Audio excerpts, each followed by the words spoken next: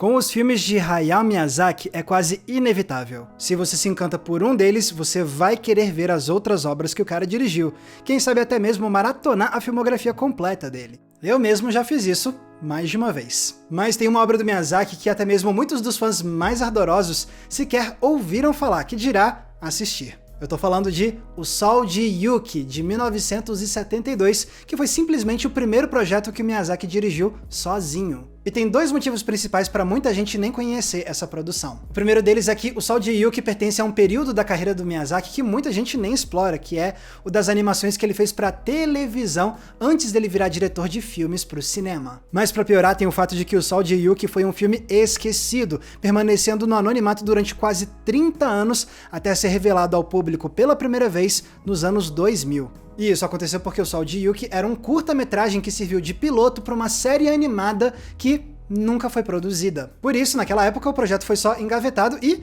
esquecido durante muitos anos, para décadas depois ele finalmente ser liberado para que a gente possa ver o filme hoje. Sério, se você quiser, você consegue ver O Sol de Yuki de forma oficial, online e com legendas em português hoje mesmo. E se a gente explorar mais a fundo O Sol de Yuki, a gente aprende demais. A gente vê como esse projeto foi fundamental para o Miyazaki, como esse curta já revela elementos que depois se tornariam assinaturas do diretor, e também como esse trabalho estava à frente do seu tempo, tendo quase sido um pioneiro de uma febre dos animes que perdurou durante décadas na TV japonesa. Então hoje vamos explorar a história do filme esquecido de Hayao Miyazaki e entender por que todo fã de Estúdio Ghibli e todo fã de animação precisa conhecer O Sol de Yuki. Quando o jovem Hayao Miyazaki entrou no mundo da animação, ele começou por baixo, obviamente. Durante anos, ele trabalhou como animador em 15 séries de TV e filmes diferentes, indo de histórias de época, passando por ficção científica, contos de fada, comédia, aventura e muito mais. E depois de anos acumulando experiência, ele finalmente ganhou seu primeiro projeto para comandar como diretor. Ou melhor, co-diretor. Porque em 1971, Miyazaki se juntou ao seu colega Isao Takahata, com quem anos depois ele fundaria o Estúdio Ghibli, para que a dupla dirigisse vários episódios da nova série animada do momento, Lupin III. No total, eles comandaram 16 capítulos da primeira temporada, que acabaria se tornando um fenômeno. E agora o Miyazaki tinha cacife o suficiente para, quem sabe, comandar pela primeira vez um projeto como diretor sozinho, sem o Takahata do lado. Pois foi o que aconteceu em 1972, quando a TMS Entertainment convidou o Miyazaki para dirigir um curta que serviria de piloto para convencer alguma emissora de TV a desenvolver uma série animada a partir dessa história. O projeto seria uma adaptação do mangá Yuki no Taiyo, de Tetsuyo Chiba, o mesmo autor do influente mangá de boxe Ashita no Joe. O nome desse projeto? O Sol de Yuki. No curta, somos apresentados a uma bela região montanhosa onde vive Yuki, uma menina que 10 anos antes tinha sido abandonada na porta de um orfanato. E, apesar de ter crescido sem os pais, Yuki se tornou uma menina muito feliz, cercada de amigos e sempre encontrando formas de se divertir no orfanato. Mas a vida dela muda quando ela é mandada para outro orfanato, esse aqui comandado por uma família rica, que depois é levada embora por uma multidão raivosa, o que deixa a Yuki sozinha novamente. Então ela volta pro orfanato original, descobre que a figura paterna que a criou faleceu e, por isso, ela se rebela e decide embarcar numa jornada para encontrar a mãe biológica dela. Assim vemos relances dela vivendo aventuras até, no final do curta, ela finalmente encontrar a mãe e terminar a história mais feliz do que nunca. Como deu pra perceber, acontece muita coisa nesse curta, né? E ele só tem 5 minutos de duração. E isso, na minha interpretação, era porque não era para esse ser um primeiro episódio de uma série, mas sim um curta que demonstrasse tudo o que poderia acontecer nesse programa, caso ele fosse desenvolvido, indo do primeiro ao último capítulo. Dá para identificar direitinho no curta várias fases diferentes da vida da Yuki, que, num programa com vários episódios, poderiam ser exploradas em mais detalhes com arcos que expandem essas fases. É por isso que vemos a introdução da personagem e do seu mundo, depois os eventos que mudam a vida dela, os relances do que poderiam ser as várias aventuras da Yuki em sua jornada para descobrir a verdade sobre o seu passado, até que a série terminasse com o reencontro feliz da menina com a sua mãe biológica. E olha, eu vou dizer que é uma história que tinha bastante potencial. A jornada de Yuki parece um campo fértil para explorar comédia leve e dramas tocantes que falem sobre família e identidade, com uma protagonista encantadora, aventureira e peculiar. Tinha tudo para ser uma história bonita e emocionante, como a gente veria o Miyazaki trazer várias vezes no futuro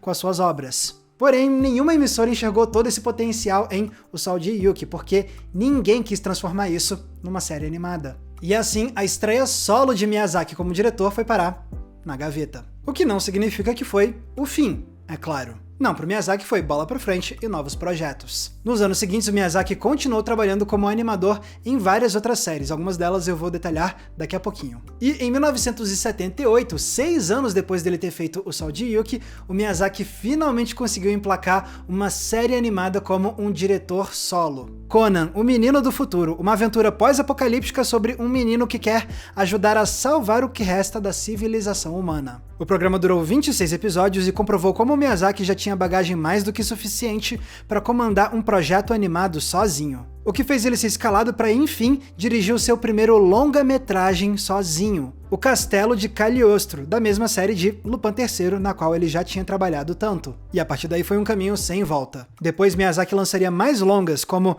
Náusea do Vale do Vento e Meu Amigo Totoro, o longa que deu início oficialmente ao novo estúdio que o Miyazaki ajudou a fundar, o Estúdio Ghibli. E eu nem preciso dizer que foi a partir desse momento que o nome do Miyazaki passou a ganhar um novo peso nessa indústria, não é? Com os filmes dele do Estúdio Ghibli, o cara se tornou uma verdadeira lenda da animação, conquistando fãs ao redor do mundo inteiro. O tempo foi passando e nos anos 2000, com a chegada do aclamadíssimo A Viagem de Chihiro, o diretor já estava sendo considerado tão importante que um canal de TV decidiu criar um documentário sobre ele. E nesse documentário eles exibiam pela primeira vez 2 minutinhos de um curta-metragem que o Miyazaki tinha feito uns 30 anos antes e que ninguém conhecia, um tal de O Sol de Yuki.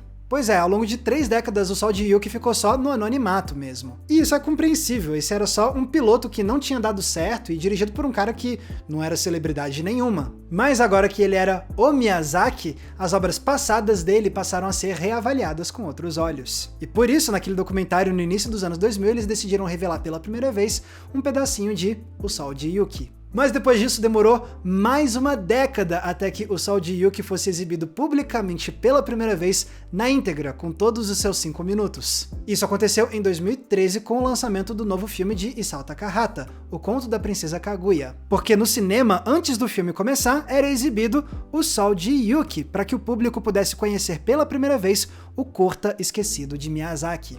Um ano depois, em 2014, O Sol de Yuki foi incluído numa coletânea de DVDs e de Blu-ray, disponibilizando o filme pela primeira vez para as pessoas verem em casa. E quase 10 anos depois, mais gente ganharia acesso ao Sol de Yuki, porque em 2013 ele foi distribuído oficialmente ao redor do mundo inteiro pelo streaming Mubi. E ele ainda tá lá nesse catálogo. Se você quiser ver O Sol de Yuki de forma oficial, online e com legendas em português, é na Mubi que você vai encontrar. E quando nós, fãs de Miyazaki, vemos O Sol de Yuki pela primeira vez com os nossos próprios olhos, a gente começa a sentir que tem algumas coisas meio familiares ali. Uma história sobre uma jovem protagonista feminina de espírito determinado? É basicamente o que Miyazaki traria em vários dos seus projetos mais aclamados. Paisagens naturais deslumbrantes? Também é algo que depois se tornaria característico do estilo de Miyazaki.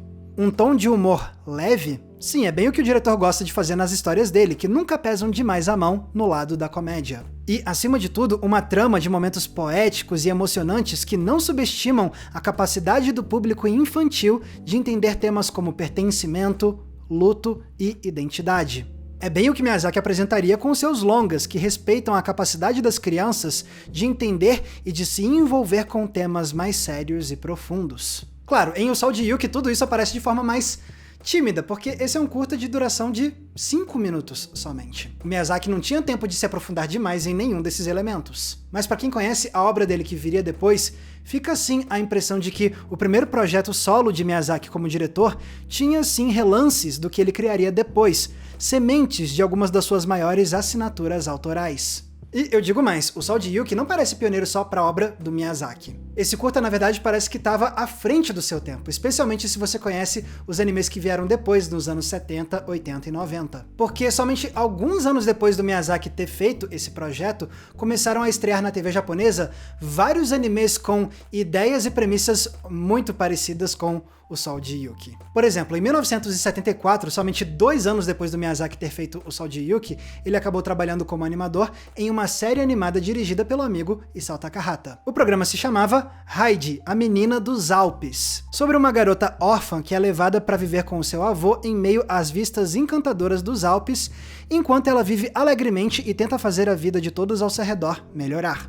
No ano seguinte, Miyazaki e Takahata trabalharam também em um episódio específico de Furandosu no Ino, sobre um garoto órfão que vive com o avô na região dos Flandres, enquanto vive aventuras bonitas com seu cachorro.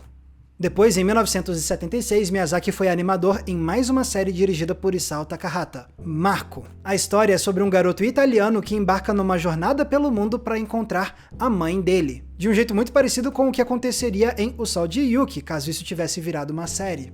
2 anos depois estreou outro anime, dessa vez sem o envolvimento de Miyazaki, chamado Perino Monogatari, sobre, adivinha? Uma órfã que embarca numa jornada para conhecer o avô dela.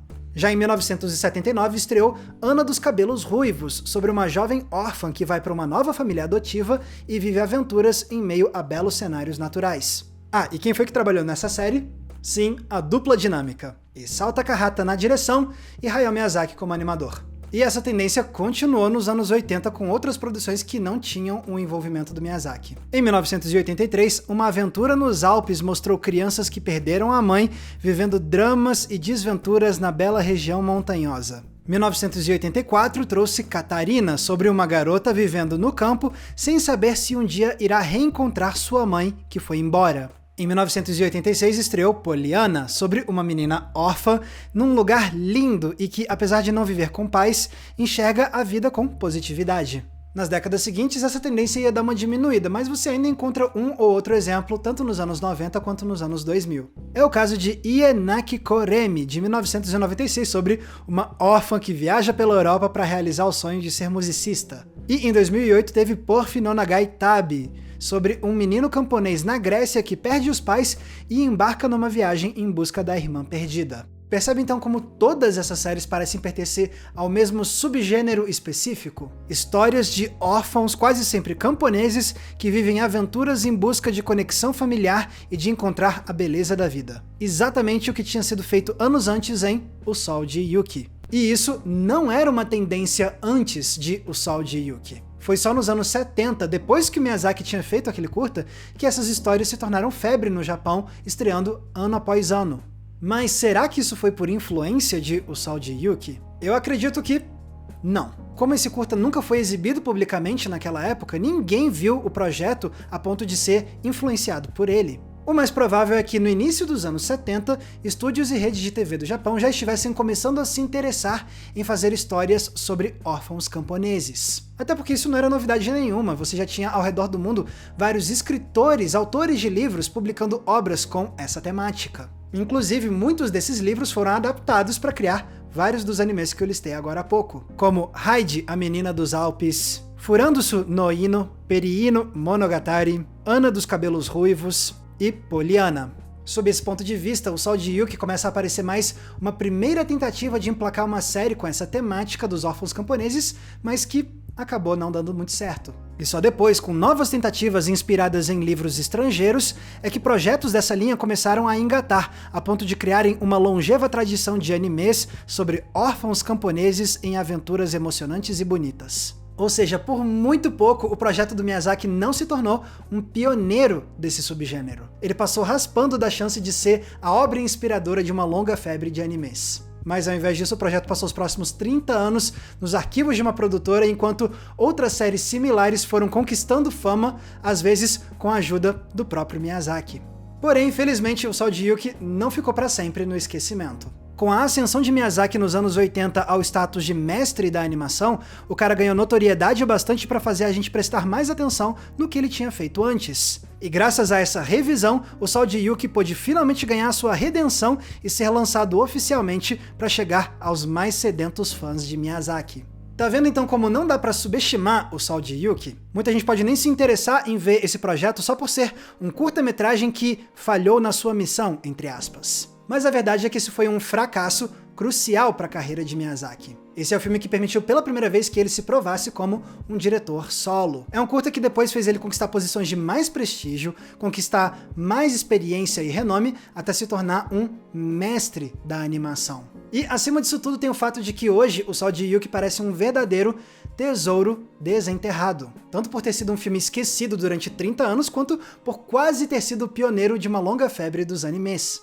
Mas talvez o que mais faça o Sol de Yuki parecer hoje uma relíquia rara seja o fato dessa ser mesmo uma joia em estado bruto. Um curta simples, mas que já brilha com alguns dos elementos que mais tarde Miyazaki refinaria para criar o diamante que se tornaria a sua filmografia tão lendária. Então, sim, demorou muito tempo, mas que bom que hoje podemos ver o Sol de Yuki brilhar como merecia. Mas agora eu quero ver de vocês. Vocês já conheciam o Sol de Yuki? Descobriram ele pela primeira vez com esse vídeo aqui? Escrevam aqui embaixo nos comentários que eu vou adorar ler o que vocês têm a dizer. E galera, lembrando que se vocês querem ajudar a manter o Entreplanos no ar, vocês podem entrando na nossa comunidade de apoiadores do Entreplanos no Apoia-se. E aí, de quebra, vocês ganham acesso a conteúdos e eventos exclusivos que eu preparo para esse pessoal. Tem recomendação de filme toda semana no inbox do seu e-mail, grupo fechado, lives exclusivas e também o nosso Cineclube Entreplanos para a gente debater um filme por mês juntos via videoconferência. Para ter acesso a isso tudo e fazer parte dessa comunidade, é só clicar no link aqui embaixo na descrição. Lembrando também que se quiserem me acompanhar nas redes sociais é muito fácil, basta me procurarem usando os nomes que estão aparecendo aqui embaixo de mim. Mais uma vez, muito obrigado pela audiência, um abraço e até a próxima sessão.